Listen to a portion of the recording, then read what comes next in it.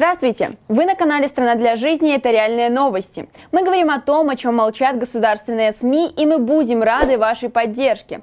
Лайки, комментарии, репосты – все это помогает распространять видео, поднимать его в тренды и рекомендации. И все большее количество белорусов будут узнавать о реальном положении дел в стране. Хотелось бы сказать, что у нас для вас как минимум две новости. Одна хорошая, другая плохая. Но точнее будет. У нас для вас плохие новости, но постараемся найти хотя бы одну хорошую. Но обо всем по порядку. Вчера стали известны некоторые подробности того, как Марию Колесникову перевезли из Жодина в Минск, в СИЗО Новоладарского. Как сообщает телеграм-канал Виктора Бабарика, Марию разбудили ночью, показали постановление на перевод, сказали собирать вещи и этапировали в Минск на поезде. Это была романтическая поездка на поезде, так описала Мария вот этот этап. На Володарке с ней встретился адвокат. По его словам, Колесникова держится бодро. Если вы собирались отправить письмо Марии, то адрес найдете в описании к этому видео. Вчера в Минске судили семью, которую задержали в воскресенье на улице Леонида Беды за включенные фонарики на телефонах. Александр Самусев получил 20 суток, его жена Анжелика Громыкина получила 17 суток, а их дочь Ксения Самусева получила 15 суток. Всех их судили по статьям 23.34 и 23.4 КоАП. За это судилище ответственны судьи Шатила и Федорова, которые входят в рекомендованный список лиц для введения индивидуальных санкций со стороны ЕС. Их лица вы можете видеть на экране. Антигероев нужно знать лицо. В Драгичине суд назначил подростку принудительные меры воспитательного характера за сорванный с Дома культуры госфлаг, сообщает Белопан со ссылкой на правозащитников. Воспитательные меры включают пребывание по месту жительства с 22:00 до 6:00, являться раз в месяц для регистрации в орган, осуществляющий контроль за поведением несовершеннолетнего. В Гомеле отправили на сутки еще одну участницу хоровода в лесу. 57-летнего педагога Алену Литвинову, сообщает Радио Свобода. Ее обвинили в участии в несанкционированном митинге. Так суд расценил хоровод в лесу вокруг елки. По сведениям объединяющей белорусских силовиков инициативы «Байпол», после выборов из Минского ОМОНа ушли 24% сотрудников. Сейчас штатная численность ОМОН ГУВД Мингорисполкома составляет 637 единиц. Заметьте, не человек. Численность террористической организации обозначается бездушными единицами. На ноябрь 2020 года отряд был укомплектован на 91,5%.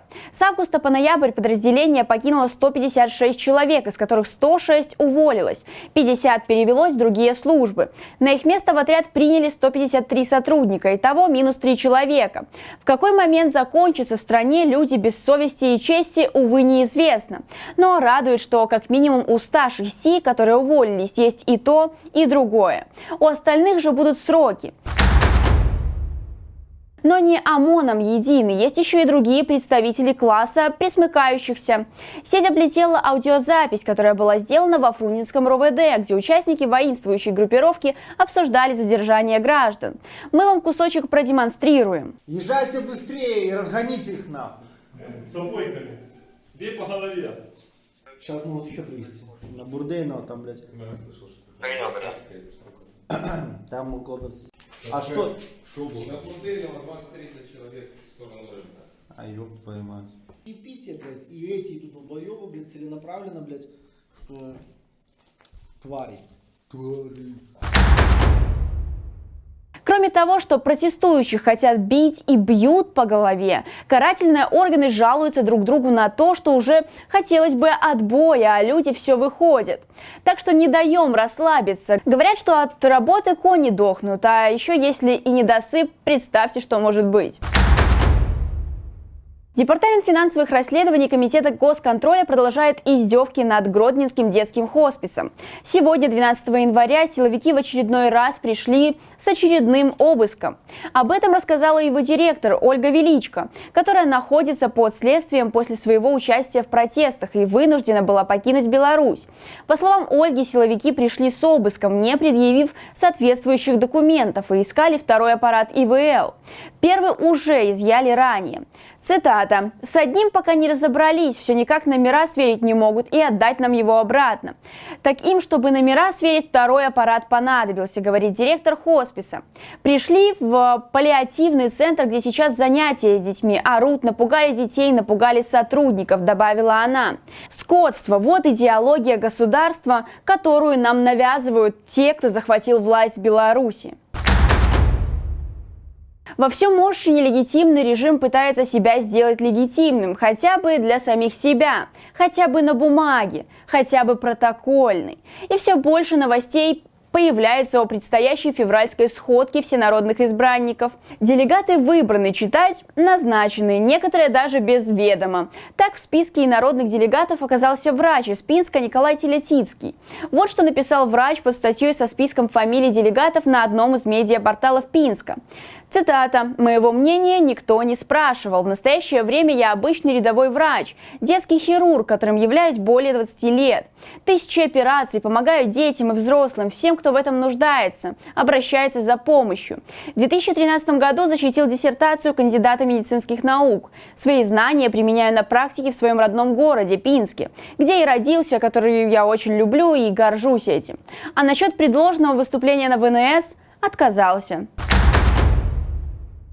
Среди делегатов оказался и представитель редкой профессии – фонарщик из Бреста. Новости о выдвижении делегатов для фонарщика стало неожиданностью. Цитата. «Чувство растерянности у меня. Я вообще не политик, я фонарщик. Какие-то политические решения я не готов принимать». Так сказал Виктор Кирисюк. На вопрос о том, как он узнал о выдвижении, ответил следующее. Цитата. «Начальник позвонил, я как раз проходил техосмотр машины, а он сказал: а ты знаешь, что тебя выбрали делегатом? Говорит, что все еще растерян, а предложение Народного антикризисного управления включать делегатов Всебелорусского народного собрания в санкционные списки Виктор Петрович слышал, но подробно эту тему не изучал, поэтому пока не знает, как к этому относиться. А теперь дело за вами, наши дорогие зрители. Если среди вас есть те, кто знает Виктора, расскажите ему при случае о предстоящем фарсе, его целях и последствиях участия. Включили Виктора Петровича в сходку, чтобы подсвечивал фонарем под покровом принятых решений и закрепления их подписями. Но не стоит забывать, что фонарь еще и ставят. О мотивах тех, кто добровольно готов участвовать в февральских сборищах, можно только догадываться. Может быть премии, может дипломы, бутерброды, водочка, а может медали. В стране вообще очень странная система наград и поощрений, к которой уже, кажется, все привыкли. Но свыкнуться с этим невозможно. Есть, например, такая медаль за отвагу. Для справки, медалью за отвагу награждаются военнослужащие лица начальствующего и рядового состава, органов внутренних дел, органов финансовых расследований, Комитета государственного контроля Республики Беларусь, органов и подразделений по чрезвычайным ситуациям и другие граждане за личное мужество и отвагу, проявленное в боевой обстановке при защите Отечества и его государственных интересов, при исполнении воинского долга, служебной или гражданской обязанности, защите конституционных прав граждан, при спасении людей во время стихийных бедствий, пожаров, аварий, катастроф и других чрезвычайных обстоятельств, сопряженных с риском для жизни.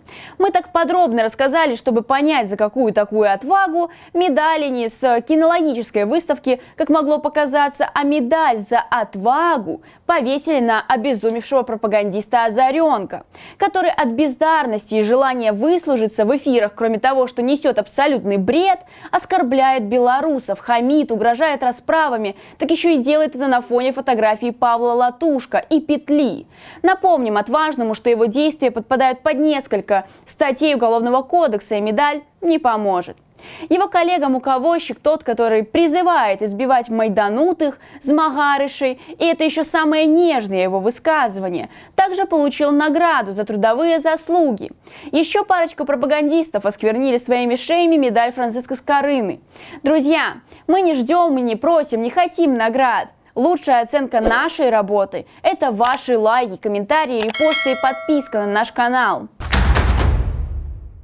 Санкции, которые, по словам представителей режима, не работают, как оказалось, не остаются незамеченными.